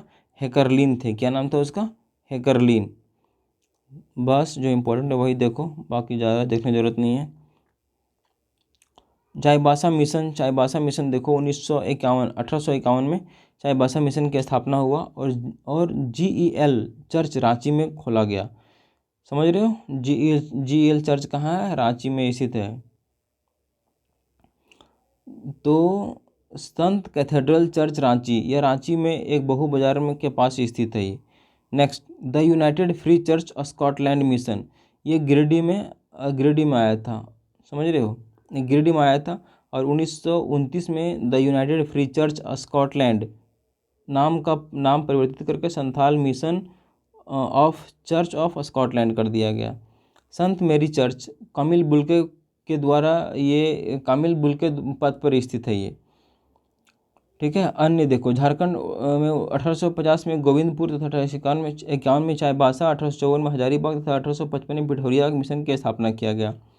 नेक्स्ट, डॉक्टर एंड्रू कैंपबेल को कैसर हिंद की उपाधि से नवाजा गया संथालों के बीच। किसको? डॉक्टर कैंपबेल को कैसर हिंद महात्मा गांधी को उपाधि दिया गया था ना, अभी इसको दे दिया गया है, बताओ। रोमन कैथोलिक मिशन का प्रारंभ कब हुआ दोस्त? 1869 में हुआ। इंसाइक्लोपीडिया मुंडारिका के लेखक फादर हॉफमैन का संबंध इसी मिशन से था। इंसाइक्लोपीडिया मुंडारिका का संबंध जो है, ये बुक है, किसने लिखा? फादर हॉफमैन ने। इसी रोमन कैथोलिक मिशन से संबंध थे, वो 1869 में आया था। 1896 में डबलिन यूनिवर्सिटी मिशन झारखंड के हजारीबाग में संत कोलंबा मिशन की स्थापना की थी। और रांची के कैथोलिक गिरजाघर मदर ऑफ गॉड काउंसिल की स्थापना 1909 में किया गया। कब? गिरजाघर, कैथोलिक गिरजाघर 1909 में किया गया। तो जो इम्पोर्टेंट है वही देखेंगे, बाकी टाइम वेस्ट नहीं करेंगे मेरे प्यारे दोस्तों। झारखंड के निर्माण आंदोलन देख लो। ढाका विद्यार्थी परिषद की स्थापना किसने किया? जे बॉर्थोलोमन। किसने किया? जे बॉर्थोलोमन ने, याद रखना, जे बॉर्थोलोमन ने किया। क्रिश्चियन स्टूडेंट ऑर्गेनाइजेशन की स्थापना किसने किया दोस्त? इसका नाम था जे बॉर्थोलोमन। ढाका विद्यार्थी परिषद के नाम से जाना जाता है, ये याद रहेगा ना। क्रिश्चियन स्टूडेंट ऑर्गेनाइजेशन 1912 जे बॉर्थोलोमन के द्वारा। छोटा नागपुर उन्नति समाज किसने किया बताओ? छोटा नागपुर उन्नति समाज 1915 में हुआ। और ये एल्गिकन मिशन बिशप कैनेडी की सलाह पर क्रिश्चियन स्टूडेंट ऑर्गेनाइजेशन के नाम परिवर्तित करके छोटा नागपुर उन्नति समाज कर दिया गया। तो इसका पहले नाम क्या था? क्रिश्चियन स्टूडेंट ऑर्गेनाइजेशन था। तो जुएल लकड़ा, पाल दयाल, बंदीराम और ठेबले उरांव के नेतृत्व में रखा गया था। तो जुएल लकड़ा प्रमुख थे, जुएल लकड़ा, पाल दयाल। तो याद रहेगा, छोटा नागपुर उन्नति समाज द्वारा मुंडारी में आदिवासी नामक पत्रिका का प्रकाशन किया गया था। आदिवासी नामक पत्रिका का प्रकाशन किया गया था 1928 में। छोटा नागपुर उन्नति समाज द्वारा बिशप हॉर्न ह्यूक तथा जुएल लकड़ा के नेतृत्व में साइमन कमीशन को एक मांग पत्र सौंपा गया था। समझ रहे हो आप? हाँ, तो समझते हुए चलना, ज़्यादा है नहीं, हिस्ट्री ख़त्म हो जाएगा। फिर हम लोग नेक्स्ट वीडियो में मिलेंगे ज्योग्राफी और इकोनॉमी के साथ।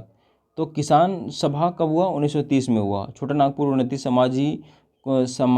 छोटा नागपुर उन्नति समाज से अलग होकर कुछ सदस्यों ने किसान सभा का गठन किया था।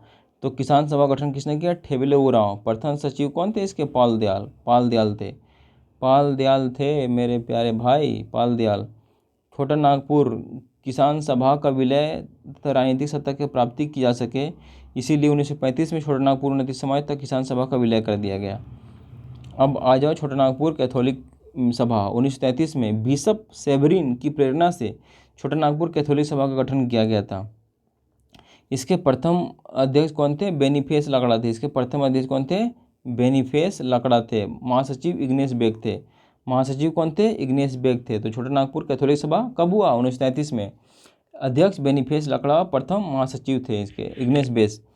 अब नेक्स्ट दोस्त आ जाओ, आदिवासी महासभा। देखो, आदिवासी महासभा 1936 में उड़ीसा के बिहार से प्रारंभ होने के बाद झारखंड आंदोलन से जुड़े संगठनों को पृथक झारखंड बनने की उम्मीद जगी थी। इसको लेकर एकजुट हुए थे। आदिवासी महासभा कब हुआ? 1938 में। इग्नेस बेक ने झारखंड के सभी आदिवासियों को संगठित और एकजुट करने का प्रयास किया था। तो छोटा नागपुर संथाल परगना आदिवासी महासभा की स्थापना की गई थी। इसके प्रथम अध्यक्ष कौन थे? थियोडोर सुरीन, याद रहेगा। और उपाध्यक्ष कौन थे? बंदराम उरांव। और सचिव पाल दयाल। तो ये दो याद रखना, अध्यक्ष थियोडोर सुरीन थे।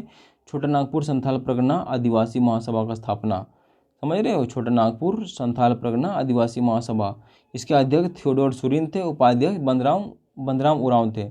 देखो, जनवरी 1939 में इसका नाम परिवर्तित करके आदिवासी महासभा कर दिया गया। और आदिवासी महासभा के प्रमुख नेताओं को आग्रह पर जयपाल सिंह मुंडा ने 1939 में आदिवासी महासभा का अध्यक्ष पर बैठ गए। अब जयपाल सिंह बहुत ताकतवर, ठीक है, खिलाड़ी भी थे, नेता भी थे, ज्ञानी भी थे, फेमस भी थे। तो अब कुंडली मार के बैठ गए, तो अब वो हेड वही बन गए। जयपाल सिंह मुंडा 1939 में आदिवासी महासभा। जयपाल सिंह मुंडा की अध्यक्षता में 21 जनवरी 1939 को रांची आदिवासी महासभा द्वारा दूसरा अधिवेशन आयोजित किया गया। इसके अधिवेशन में स्वागत समिति का अध्यक्ष सैमुअल पूर्ति थे। इस अधिवेशन के द्वारा जयपाल सिंह मुंडा को मरांग गोम के बड़े गुरुजी की उपाधि दिया गया था। कब? 1939 में मरांग गोम के हो गए जयपाल जी हमारे, बड़े गुरुजी की उपाधि दिया गया। इस अधिवेशन के दौरान जयपाल सिंह मुंडा ने पहली बार एक प्रस्ताव द्वारा सरकार से भारत शासन अधिनियम धारा 46 के छोटा नागपुर संथाल परगना क्षेत्र के रूप में पृथक गवर्नर प्रांत तथा का निर्माण करने का आग्रह किया गया। समझ रहे हो आप? हाँ, तो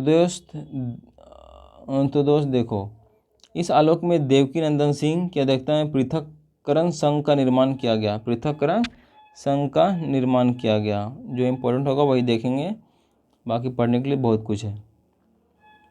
जयपाल सिंह मुंडा ने रांची के चीफ वार्डन तथा ईस्टर्न कमांड में सर्विसेज सिलेक्शन बोर्ड के सलाहकार बनाया गया और जयपाल सिंह से कांग्रेस को समर्थन करने का अपील की गई 1939 में। तो आदिवासी महासभा के हेड कौन बन गए? हमारे मरांगोम के साहब जयपाल सिंह। तो नेक्स्ट आ जाओ दोस्त, हम लोग खरसावां गोलीकांड देख लो। खरसावां गोलीकांड जो इम्पोर्टेंट वही देखेंगे। यूनाइटेड झारखंड पार्टी देखो 1948 में यूनाइटेड झारखंड पार्टी 1948 में जस्टिन रिचर्ड द्वारा जयपाल सिंह मुंडा सॉरी यार, ये PDF को क्या समस्या है भाई। 1948 में जस्टिन रिचर्ड द्वारा जयपाल सिंह मुंडा द्वारा यूनाइटेड पार्टी का गठन किया गया। जयपाल सिंह जो थे इस झारखंड पार्टी का गठन किया गया था। जयपाल सिंह मुंडा द्वारा झारखंड पार्टी का गठन किया गया था। तो झारखंड पार्टी कब बना? 1950 में बना। 1950 में बना था। जयपाल सिंह मुंडा द्वारा आदिवासी महासभा का नाम परिवर्तित करके झारखंड पार्टी कर दिया गया। तो झारखंड पार्टी, अब जयपाल सिंह जो थे अलग झारखंड राज्य निर्माण की प्रक्रिया को जगह जगह उठाने लगे। 1952 में एकीकृत बिहार विधानसभा में चुनाव में झारखंड पार्टी मुख्य विपक्षी दल के रूप में उभरा। कब? 1952 में। इस पार्टी का चुनाव चिन्ह क्या था? मुर्गा। 33 सीटें प्राप्त हुई थी इसको। झारखंड पार्टी को 33 सीटें प्राप्त हुई थी, जबकि झारखंड पार्टी को कितना सीट प्राप्त हुआ? 32 सीट प्राप्त हुआ। 1962 के चुनाव में 20 सीटों पर विजय प्राप्त हुआ था। झारखंड पार्टी के नेता सुशील कुमार बागे बिहार विधानसभा के विपक्ष के नेता बने और 1957 में जयपाल सिंह के कहने पर बॉम्बे में एक पारसी मीनू मसानी रांची के चुनाव लड़ा, उसमें विजयी हुए ये।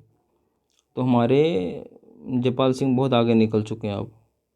अब देखो, जयपाल सिंह में वो इस्तीफा दे दिया। एक विनोदानंद झा की सरकार में जयपाल सिंह के सामुदायिक विकास विभाग मंत्री थे, परंतु एक माह बाद ही उन्होंने इस्तीफा दे दिया। जयपाल सिंह की पत्नी जहां आरा इंदिरा गांधी का मंत्रिपरिषद में परिवहन एवं विमान विभाग की उप मंत्री थी। जहां आरा इंदिरा गांधी, सोच लो जयपाल सिंह कितना ताकतवर थे।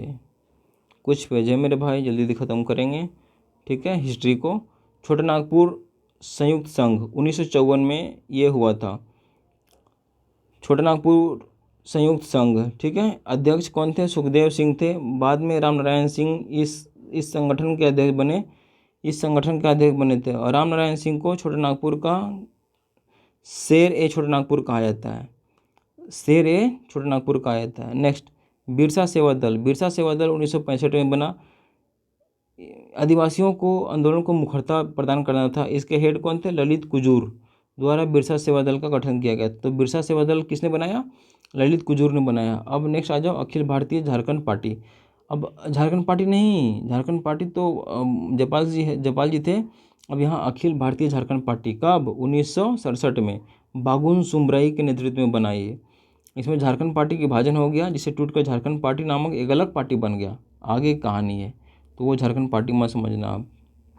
देखो, झारखंड पार्टी 1969 में बना टूट के। कौन? ऑल इंडिया झारखंड पार्टी था ना, all India Akhil Bharatiya Jharkhand party, all India Jharkhand party जो था ये, वो टूट करके अब यहाँ झारखंड पार्टी बन रहा है 1969 में। हुल झारखंड पार्टी 1969, देखो सन 1969 में हुल झारखंड पार्टी का गठन जस्टिन रिचर्ड द्वारा किया गया। किसने? हुल आ जाए तो याद रखना जस्टिन रिचर्ड द्वारा किया गया। क्रांतिकारी झारखंड पार्टी भी कहा जाता है। यह पार्टी संथाल परगना क्षेत्र में सक्रिय थी। 1970 में इस पार्टी का विभाजन हो गया। अब आ जाओ सोनोत संथाल। सोनोत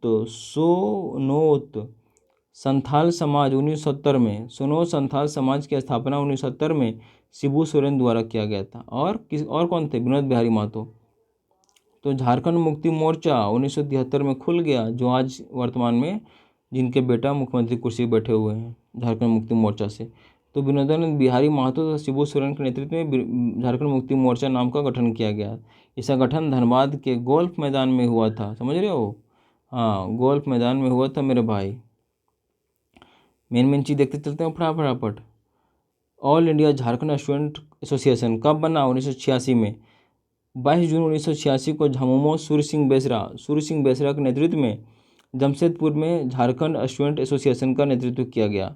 तो all India Jharkhand student association AJSU 1986 में किसने बनाया? सूर्य सिंह बेसरा। इसका नारा क्या था? खून के बदले खून। आजसू के गठन असम के आंसू की तर्ज पर किया गया था। तो खून के बदले खून किसने बोला? सूर्य सिंह बेसरा ने। झारखंड समन्वय समिति, very very important, Jharkhand Samanvay समिति। तो झारखंड समन्वय समिति की स्थापना कब हुआ? 1987 में, 1987 में। इसका किसने स्थापित किया? बिंदेश्वरी प्रसाद केसरी, जिसको बीपी केसरी कहा जाता है। हाँ, तो याद रखना दो, झारखंड समन्वय समिति 1987 में बिंदेश्वरी प्रसाद द्वारा। देखो, झारखंड विषयक समिति कौन है? ये झारखंड विषयक समिति कब? 1989 में। किसने इसका गठन किया? तो इसका नाम था BS लाली। वो फ्रांसीसी गवर्नर लाली नहीं है, ये BS लाली जी हैं, तो याद रखना। BS लाली है मेरे भाई। देखो जो इम्पोर्टेंट है चर्चा करते चलेंगे हम लोग। झारखंड संयुक्त बिहार का 46% भूभाग है। कितना प्रतिशत भूभाग है दोस्त? 46% भूभाग है। 1928 में साइमन कमीशन द्वारा झारखंड को पृथक बनाने के लिए अनुशंसा की गई थी। 1929 में साइमन कमीशन द्वारा पृथक झारखंड को निर्माण के लिए एक ज्ञापन सौंपा गया था, बट वो सुना नहीं साइमन बात को, तभी तो बात इतनी बढ़ गई। अब देखो, छोटा छोटा चीज़ को देखते चलते हैं। कब किसका गठन हुआ? जल्दी से एंड करेंगे, आपका ज़्यादा कीमती समय नहीं लेंगे हम। क्रिश्चियन स्टूडेंट ऑर्गेनाइजेशन 1912 में। किसने? जे बर्थोलोमन के द्वारा। छोटा नागपुर उन्नति समाज 1915 जुएल लकड़ा। किसान सभा 1930 ठेबले उरांव। छोटा नागपुर कैथोलिक सभा 1933 बेनिफेस लकड़ा। जब मैं बोलता हूँ तो आप उसका नाम मन में याद कर लिया करो पहले, तभी तो पता चलेगा अब सही हो गलत। छोटा नागपुर संथाल परगना आदिवासी महासभा 1938 थियोडोर सोरेन के द्वारा। आदिवासी महासभा 1929 में छोटा नागपुर संथाल परगना आदिवासी महासभा का नाम परिवर्तित कर दिया गया। छोटा नागपुर आदिवासी महासभा का नाम परिवर्तित कर दिया गया। अब आ जाओ, यूनाइटेड झारखंड पार्टी 1948 में जस्टिन रिचर्ड तथा जयपाल सिंह के द्वारा। झारखंड पार्टी 1950 में जयपाल सिंह के द्वारा। छोटा नागपुर संयुक्त संघ 1954 में सुखदेव महतो के द्वारा। बिरसा सेवा दल अभी देखा था, चिला मैंने कहा, 1965 में ललित कुजूर के द्वारा। और अखिल भारतीय झारखंड पार्टी 1967 बागुन सुमरई के द्वारा। झारखंड पार्टी 1969 में एनी होरो झारखंड पार्टी से टूटकर बना था ये। अखिल भारतीय आदिवासी विकास परिषद, ये कौन सा विकास करेगा भैया? ये है कार्तिक उरांव 1968 में। कब? 1968 में अखिल भारतीय आदिवासी विकास परिषद। हुल झारखंड पार्टी 1969 में जस्टिन रिचर्ड के द्वारा। शिवाजी समाज कब बना भैया? 1969 में विनोद बिहारी महतो के द्वारा। सोनोद संथाल समाज 1970 में शिबू सोरेन के द्वारा। मार्क्सवादी समन्वय समिति 1971 में AK राय के द्वारा। झारखंड मुक्ति मोर्चा 1973 में विनोद बिहारी और शिबू सोरेन जी के द्वारा। तो देख रहे हो ना? हाँ, देख रहे हो विनोद कितना ताकत लगता है पढ़ने में। और इसी तरह आपको ये रट्टा याद करना पड़ेगा, 2 बार सुनना पड़ेगा, तभी तो आप टॉप करोगे मेरे भाई विनोद। ठीक है। सोनोद संथाल समाज 1970 में शिबू सोरेन के द्वारा पढ़ा आपने। मार्क्सवादी समन्वय समिति AK राय। सॉरी यार, PDF को क्या हो जाता है, 1 मिनट दोस्त, 1 मिनट।